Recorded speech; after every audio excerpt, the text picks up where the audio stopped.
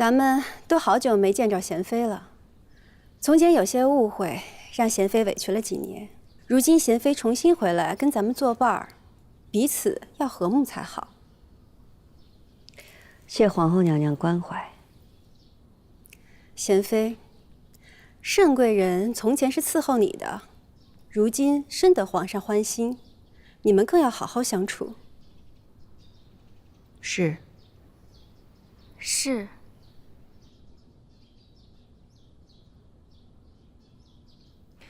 虽说这盛贵人从前是伺候贤妃的，可如今却大不一样喽。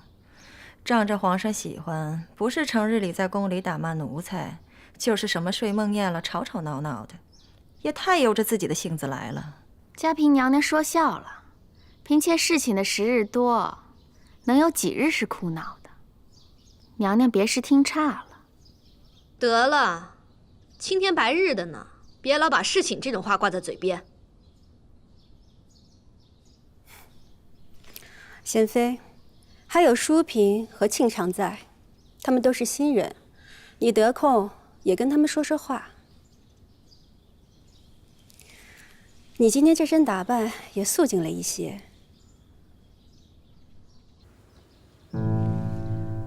本宫当年赏给你跟贵妃的那对镯子，你怎么不戴了？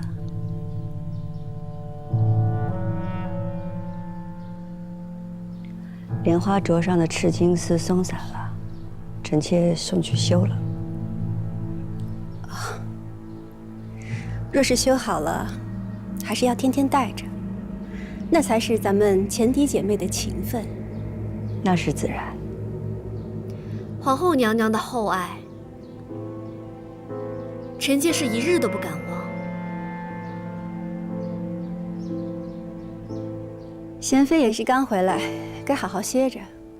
过几日立冬家宴，本宫再替你好好热闹，就算是为你贺喜。谢皇后娘娘。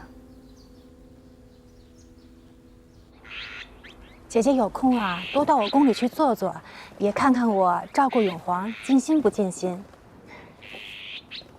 永皇养在你的宫里，自然已经是你的孩子，怎会不尽心？是你受了委屈，永皇才寄养在我宫里的。如今你出来了，理应还给你才是。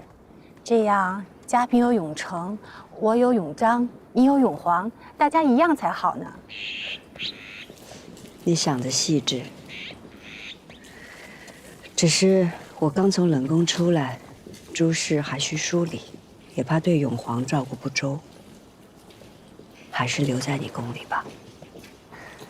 妹妹一定不辜负姐姐的嘱托，好好照顾永皇。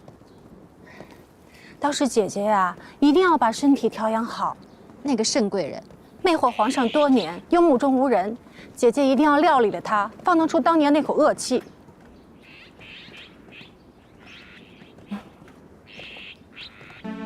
今儿是立冬家宴，皇额娘魏寒不肯出祀宁宫，幸好有皇上肯赏面儿，咱们也可一起凑个趣儿。今儿个一早啊，朕去京郊看军营演武，便得皇后相邀，得知各宫都做了饺子，朕也来尝个热闹团圆。皇上，这些饺子都是臣妾们亲手做的，无非是一些寻常的菜馅儿跟肉馅儿，请您都尝一尝吧。好。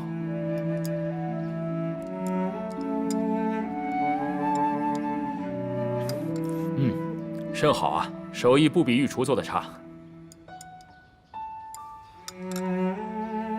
皇上，臣妾不会包饺子，所以只带了一壶玫瑰花瓣酿的醋。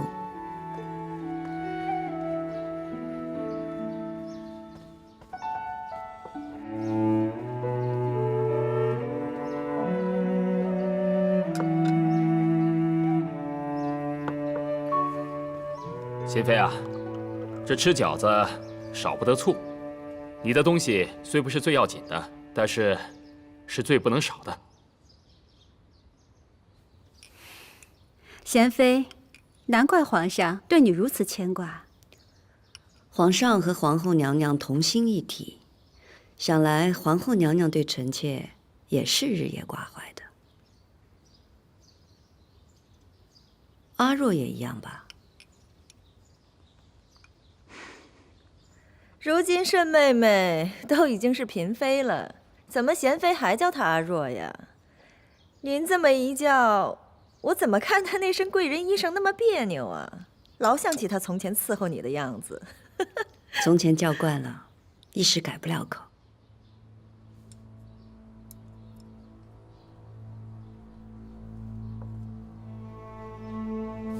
好，慎贵人，你是该饮酒尽兴。如意为慎贵人的救主，如今沉冤得雪，今天的家宴也算是为如意热闹热闹。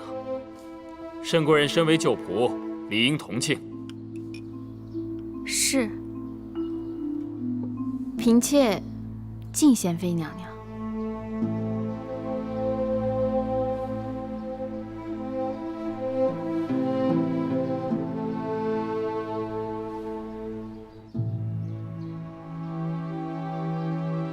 好，慎贵人，看你为贤妃如此高兴，朕也高兴。即日起，封慎贵人为慎嫔吧。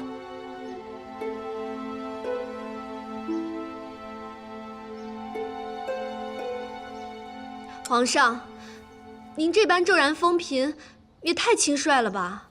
皇上，嫔位乃一宫主位，身份贵重，譬如梅嫔、淑嫔和嘉嫔，不是生子，也是家世显赫，获宠多年。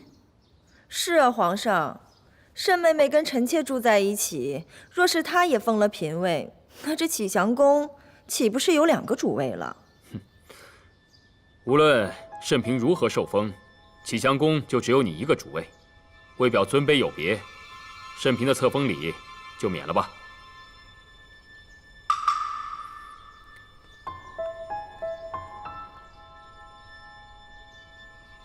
是啊，嘉嫔妹妹生了皇子，同是嫔位，也是有高低之分的。皇上，这缺了册封礼，名分不正。朕看重慎嫔，不在于礼数上。臣妾谢皇上恩典。慎嫔大喜，想来皇上今日也不必翻牌子了，自然有慎嫔相伴。还是皇后知朕的心意啊。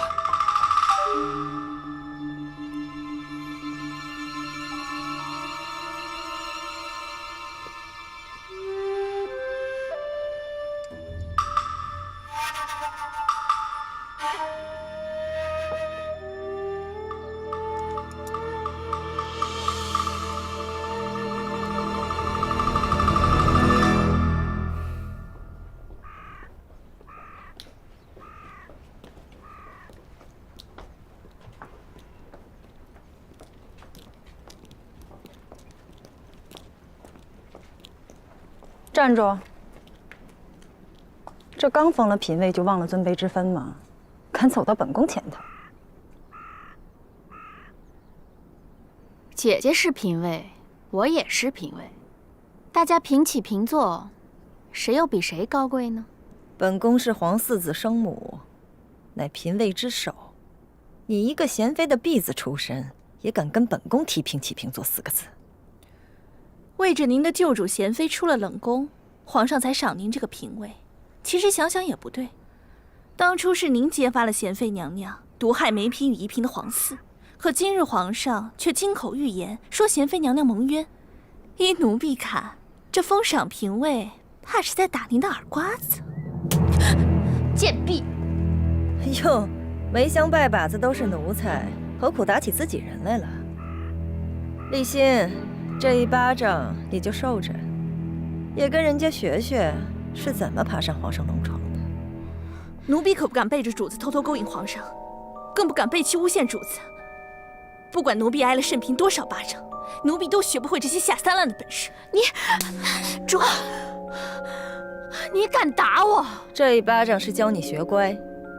程宠这些年早忘了自己是怎么爬上来的吧？敢跟本宫无礼，也想想你有多少本事。我自有皇后和贵妃做主。是吗？那就看看，这宫里有几个人瞧得起你。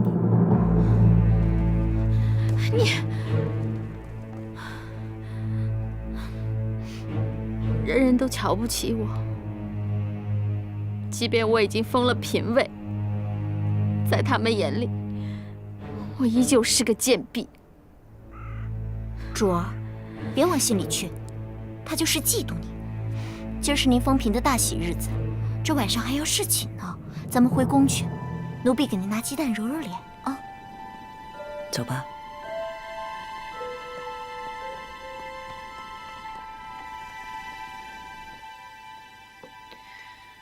阿若这几年，看来过得也不痛快。吉恩宠于一身，难免招怨。再说，他当初是怎么样卖主求荣的，大伙儿心里都有数，自然是瞧不起他。荣华富贵自己求的，欺凌羞辱也得受着呀。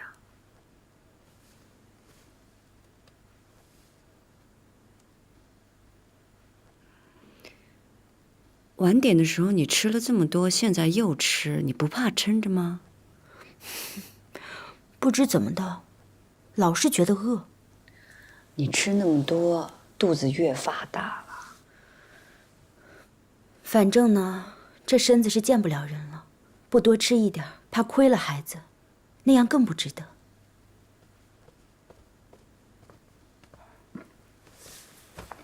敬贤妃娘娘安，海贵人安。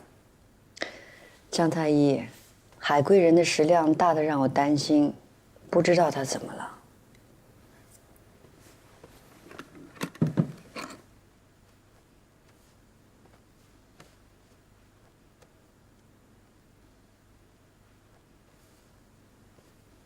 海贵人胃口大好，胎气安稳，无妨啊。不过，这胎体看着确实要比旁人同月份的大了许多。主儿，安胎的药得了。行了，先放旁边晾一会儿吧。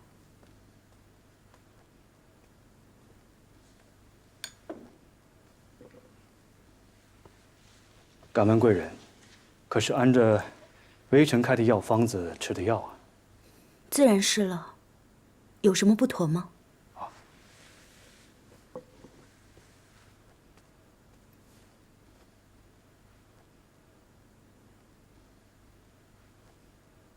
这味道不大对，吴父，可否把药渣拿来，我瞧瞧？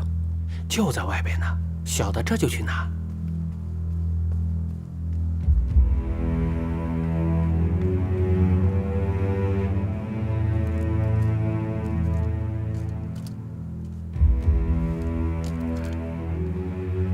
微臣不会看错，这安胎药方里，被人足足的添了分量，但这加进去的却不是什么坏东西，而是开胃健脾、稳固胎气的好药。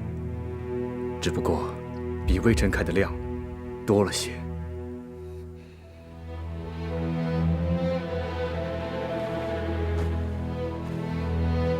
这药方是微臣开的，药是在太医院抓的，配好之后，微臣看过了，无妨。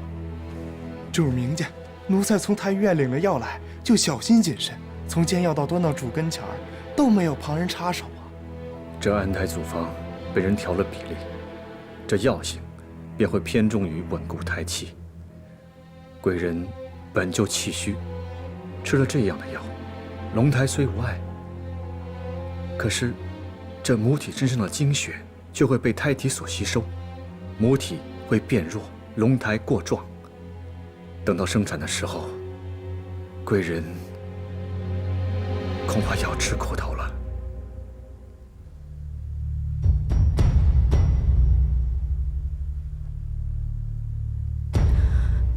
姜太医，这件事劳烦你细查清楚。微臣回去以后，一定会细细查证。还请贤妃娘娘、海贵人放心，微臣以后一定会格外小心。医主出了冷宫，心思放宽，肝郁疏散，风湿也见好了不少。那就好。索性，镯子。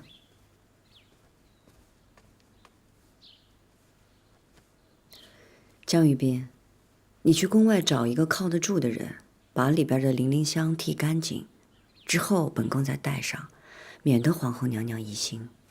是。主儿，玉壶姑姑来了，快请她进来。奴婢玉壶，请贤主安。贤主，奴婢此来是为冷宫侍卫凌云彻调度之事。如今有坤宁宫和圆明园2处侍卫有缺，不知您意下如何？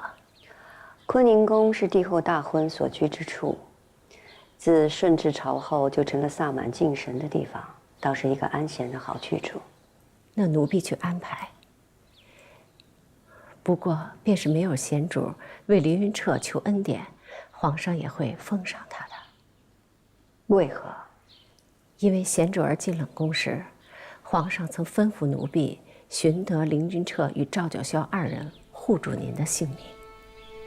自然了，凌云彻与赵九霄2人也是功不可没，尤其是凌云彻，几次意外之下救了您的性命，奴婢对此也是感激不尽。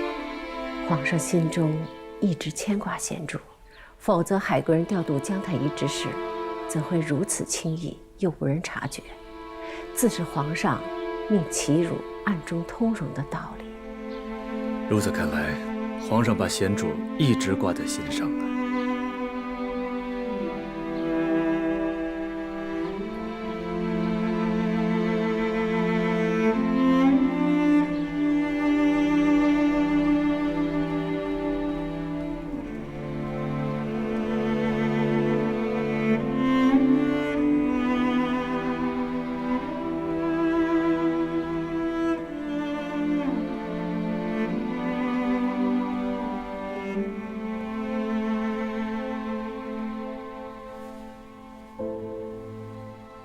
这幅画在郎世宁那儿放了许久，如今才拿了回来。听说贵妃不喜这幅画，曾让皇上丢了。即便是画丢了，人没丢掉，还在心里。朕总想起青樱，青樱那时候还活得自在些，而如意在冷宫艰难度日，单是女工就编了326条烙子，手帕绣了112块。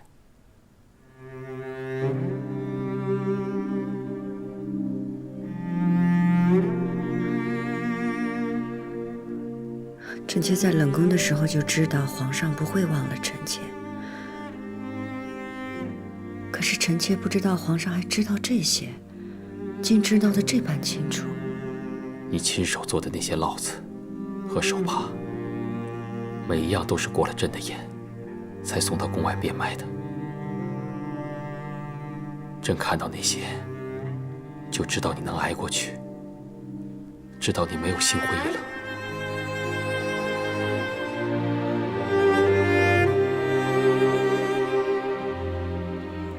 那些凌霄花在冷宫开得出来吗？有没有让你安慰一些？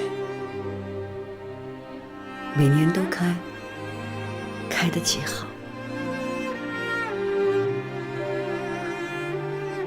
皇上还派人护住了臣妾的性命。玉壶告诉你的。这凌霄一火还能够治伤痛。朕知道你在冷宫过得艰辛，所以朕希望你像凌霄一样能活下来。朕也知道你喜欢绿莓，所以送你绿莓粉。臣妾今天用了。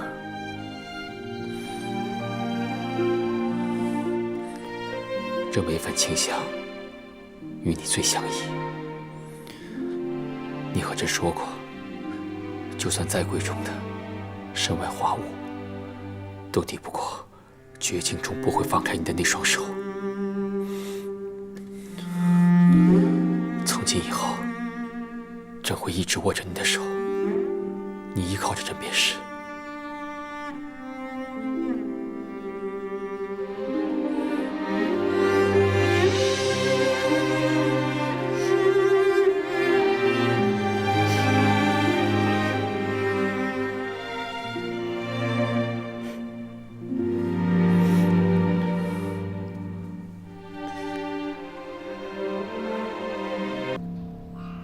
旁人踏雪寻梅，寻的是红梅，主非要看白梅。这白梅隐于白雪之中，有什么好看的呢？白雪红梅自有它的明艳清冽之美，但白梅隐藏在白雪之中，仅凭花香稍作分别。本宫倒觉得世间之美，唯有细细分辨才是难得。娴妃娘娘这番话倒是深得我心。淑嫔，娴妃娘娘若是不介意，大可唤我的本名奕欢，我也可称呼一句姐姐，不必像旁人那样娘娘来娘娘去的，听着这般俗气。奕欢倒是心直口快。妹妹从何处来？妹妹刚陪皇上用过膳，这皇上用膳时最爱的就是一道梅花清汤，却不想我刚走进这御花园，这么巧，便看到姐姐也在这儿独自细赏梅花。寒冬唯有梅花而已，想要凑巧也是容易啊。也是。今日偶遇姐姐，说话倒是投趣。若来日有空，还请姐姐来储秋宫一聚。好，妹妹告退。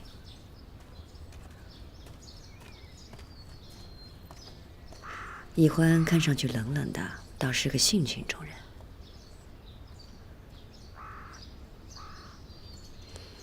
真香。